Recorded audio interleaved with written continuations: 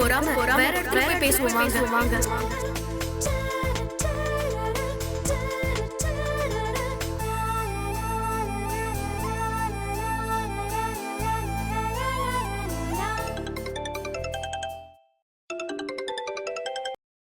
Hello, ఏంటి Ramya, voice డల్గా ఉంది? ఏదైనా సమస్య? ఏమీ లేదు. మరెందుకు గీతలు పడిన గ్రామఫోన్ లాగా గరగరాని మాట్లాడుతున్నావు? ఒకే రోజులో నేను డల్గా ఉండడం, నా గొంతు మొత్తం మీరు తెలుసుకున్నారా? సరే, ఆ విషయం పక్కన పెట్టు. ఏంటి సమస్య? ఎందుకు డల్గా ఉన్నావు? నన్నొకడు ఎప్పుడు చూసినా ఫాలో అవుతున్నాడు. ఏంటి, ఫాలో అవుతున్నాడా? నేనుండగా ఇంకొకటి ఫాలో అవుతున్నాడా?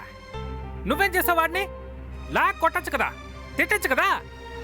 నేను అన్ని చేసి చూశాను. వాడు దేనికి భయపడుతున్నట్టు అనిపించట్లేదు.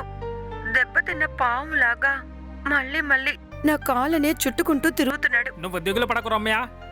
నిన్ను చూసిన ఆ కళ్ళని వెంటనే నేను కిలికి పడతాను.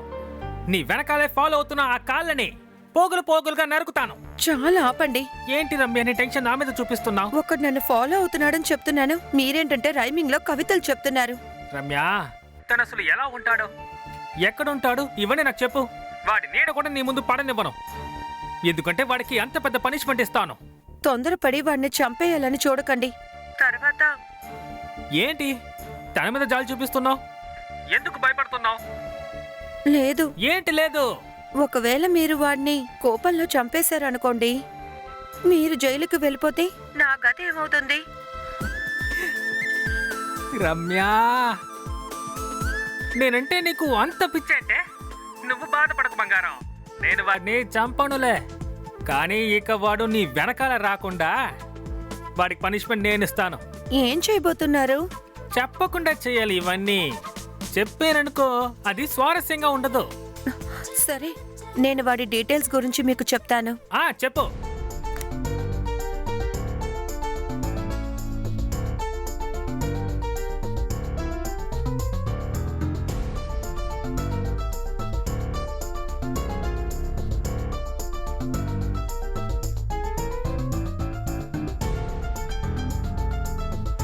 సరే సరే, నేను చూసుకుంటాను. నువ్వు దేనికి దిగులు పడకో, నేనున్నానుగా.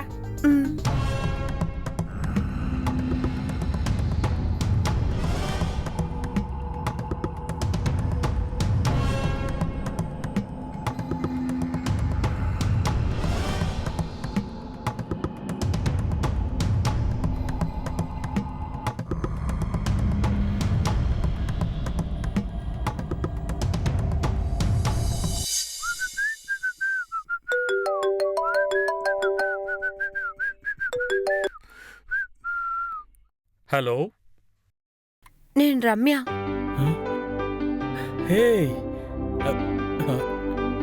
హే రమ్య, నేను ఇది నమ్మలేకపోతున్నాను. నాకిప్పుడు గాల్లో తేలుతున్నట్టుగా ఉంది. ఉంటుంది. హే రమ్య, నిన్నే నేను వలచా, గుండె గుడిలో నిన్ను నిలిపా. కొడుతుంది. ఇలా పాడుతూనే ఉండు. పాడతాను. రేపు నిన్నొచ్చి ఏం కొట్టబోతుందో చూడు. నేనెందుకు నిన్ను పిలిచానో తెలుసా? ఎందుకు చేశావు? ఇక మీదట నా వెనక నువ్వు రాకూడదు. ఏ, ముందు రావాలా? నేనేదో నా మానాన ఉన్నాను. నువ్వే కదా ఇప్పుడు నాకు ఫోన్ చేశావు. ఇక మీదట నా జీవితంలో నువ్వు అడ్డం రాకు. అందుకే నేను నిన్ను వార్న్ చేస్తున్నాను. నా లైఫ్కి ఒక మంచి టర్నింగ్ ఇస్తావనుకుంటే వార్నింగ్ ఇవ్వడానికి చేశానంటావేంటి డార్లింగ్? నా గుండె ఎలా దడా దడా కొట్టుకుంటుందో తెలుసా? హే రమ్య, రమ్య, హే.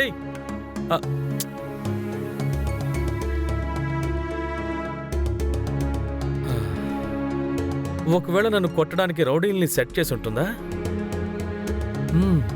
కోపంగా మాట్లాడింది.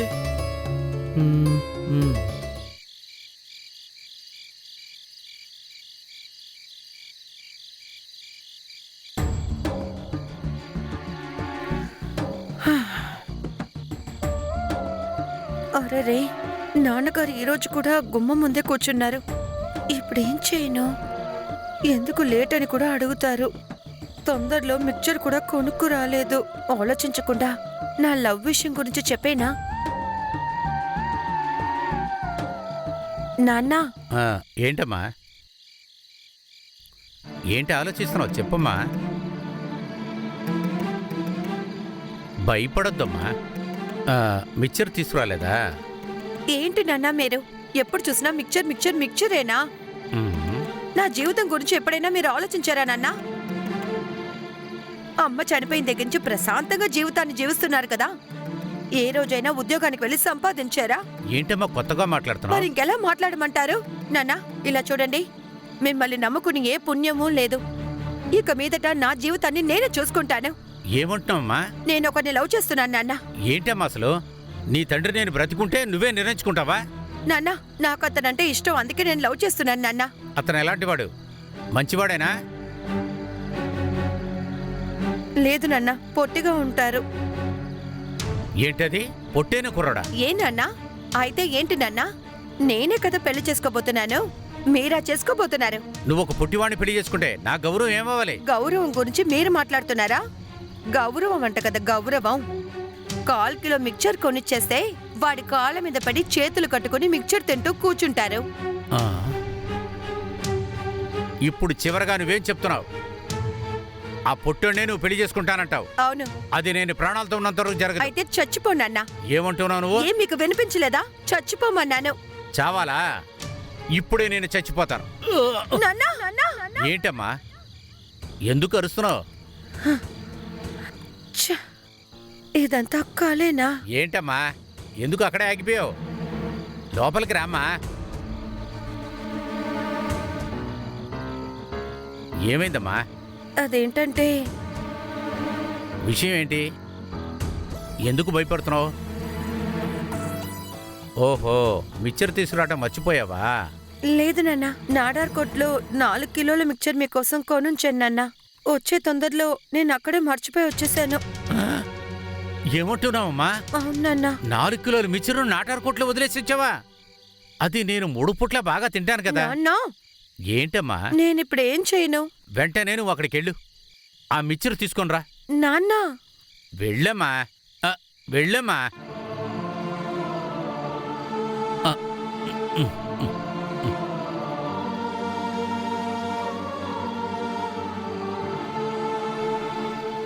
ఏంటి నాన్న నువ్వు? మిక్చర్ మీద చూపించే ప్రేమ కూడా కన్న కూతురు మీద నువ్వు చూపించట్లేదే. నిన్నంతా నమ్ముకుంటే చివరి వరకు కన్యాస్త్రీగా ఉండి నాకు వయసైపోయి చచ్చిపోవాల్సి ఉంటుంది. పొట్టిగా ఉన్నా పర్వాలేదని మంచి మనసున్న ఎటువంటి దుర్దేశాలు లేని ఆ పొట్టోడిని పెళ్లి చేసుకుని సంతోషంగా జీవించాల్సిందే.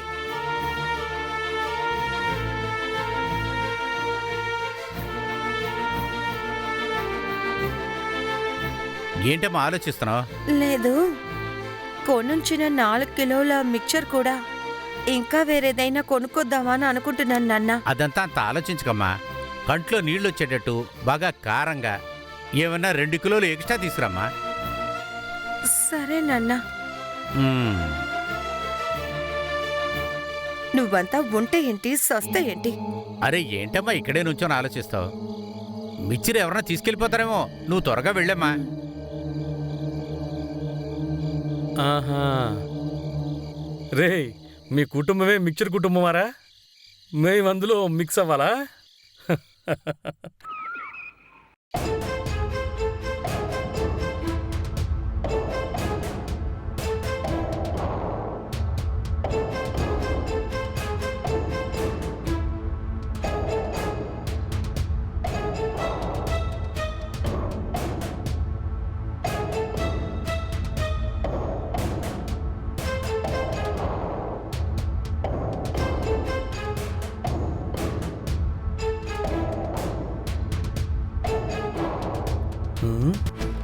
నన్ను మనుషుల్ని పెట్టి కొట్టిస్తానని రమ్య చెప్పింది కదా, కానీ ఎవరు కనపడడం లేదే.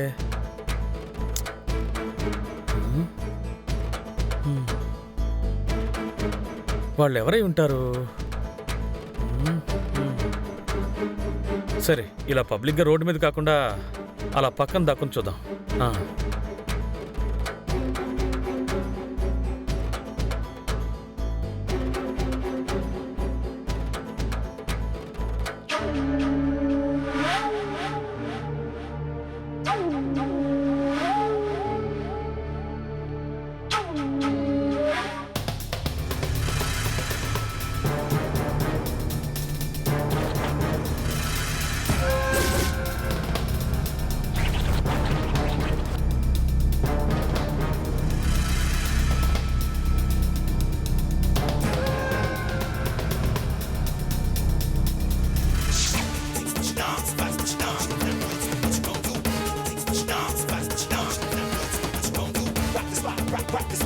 Keep it hot.